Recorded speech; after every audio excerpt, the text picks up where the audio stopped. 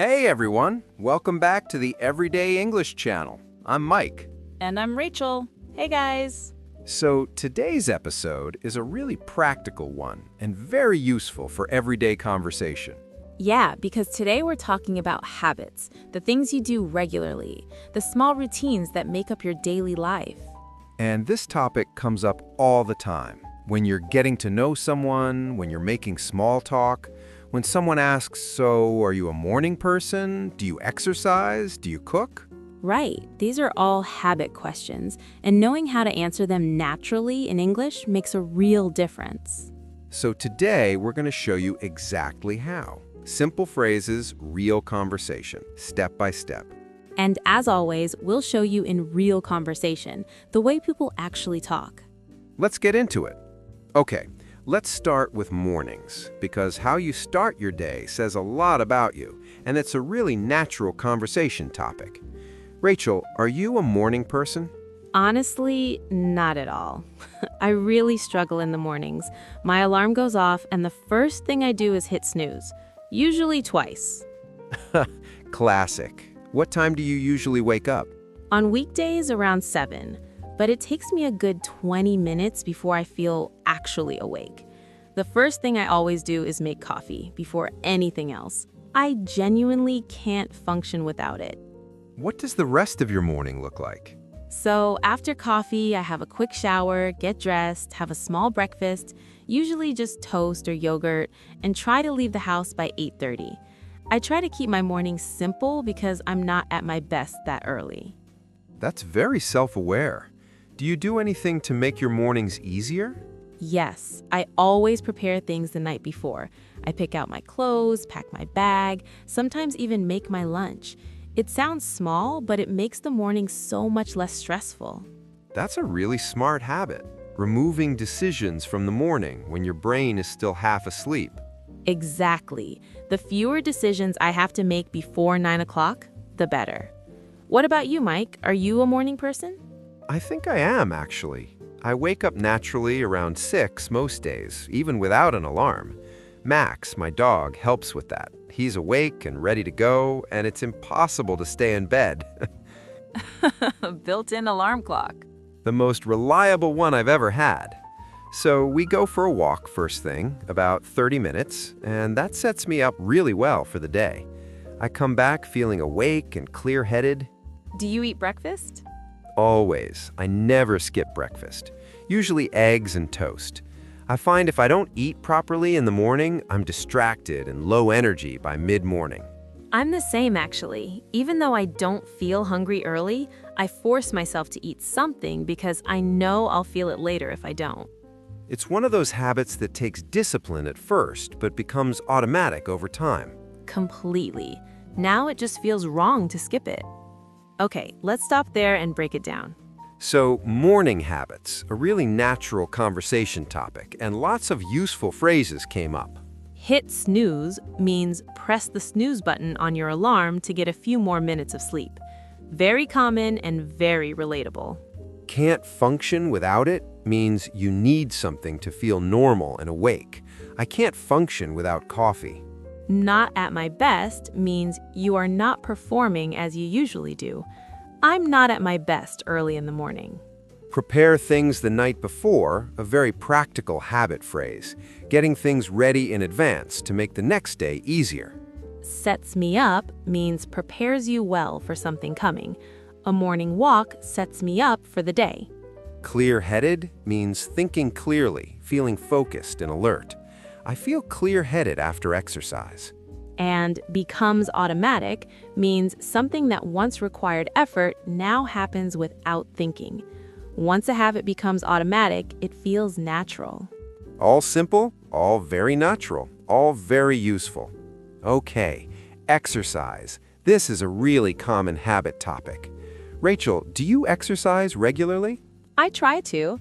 I wouldn't call myself someone who loves exercise, but I know how important it is, so I make myself do it. That's very honest. What kind of exercise do you do? Mainly walking. I walk to work when the weather is okay. It takes about 25 minutes each way. And on weekends, I try to go for a longer walk, maybe an hour. It's low pressure and I genuinely enjoy it. Do you do anything else? I do a yoga class once a week, Wednesday evenings. I started about a year ago and I've kept it up.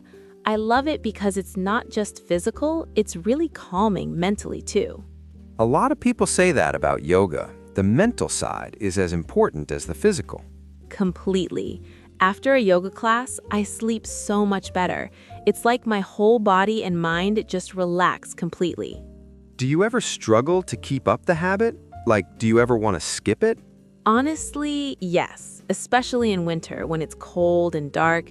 There are Wednesday evenings when I really don't want to go, but I've learned that I never regret going.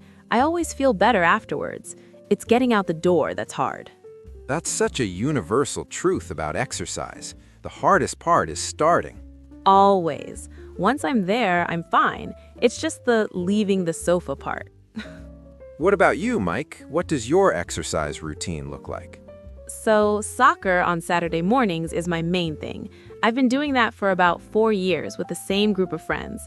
And then walking with Max every day, morning and evening. That's probably an hour of walking total every day without even thinking about it.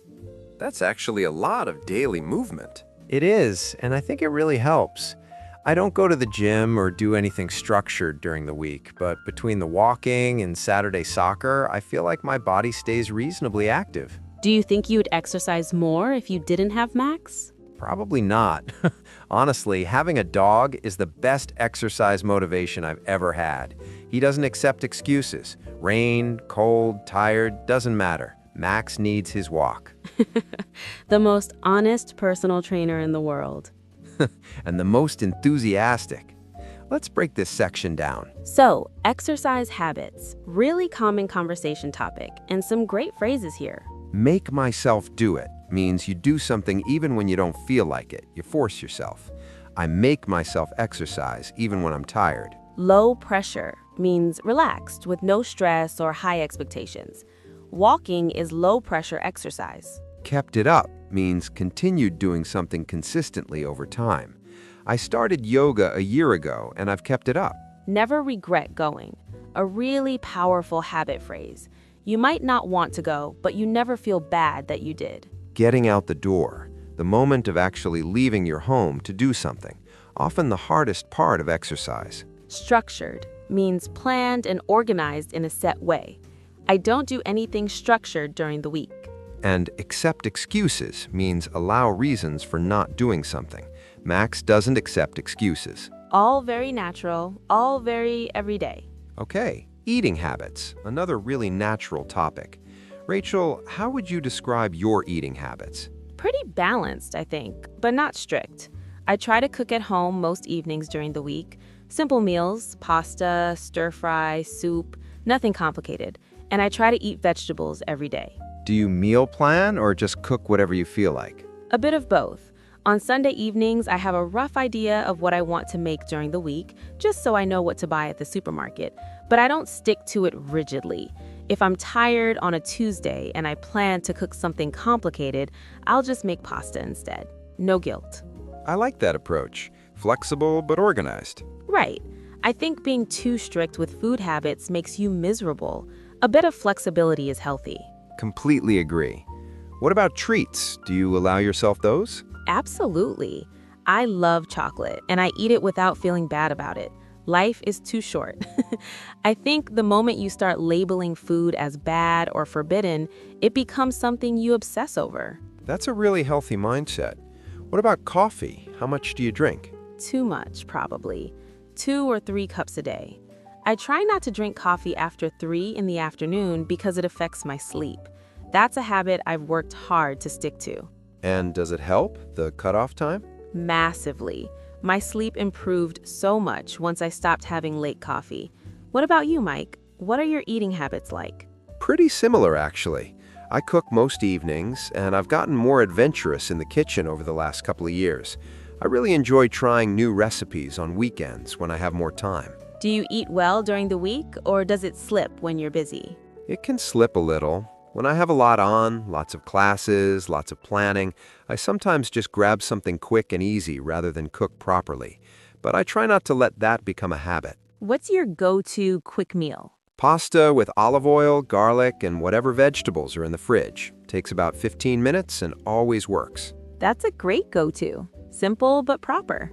And honest, I'm not pretending I cook a beautiful meal every night. That's very relatable.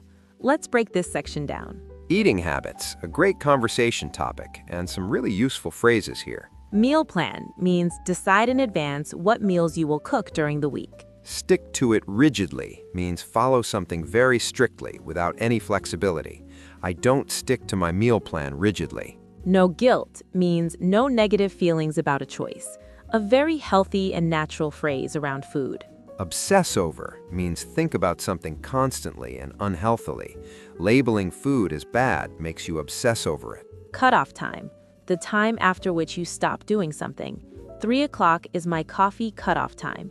Gotten more adventurous means become more willing to try new things. I've gotten more adventurous in the kitchen. And go-to, your reliable default choice.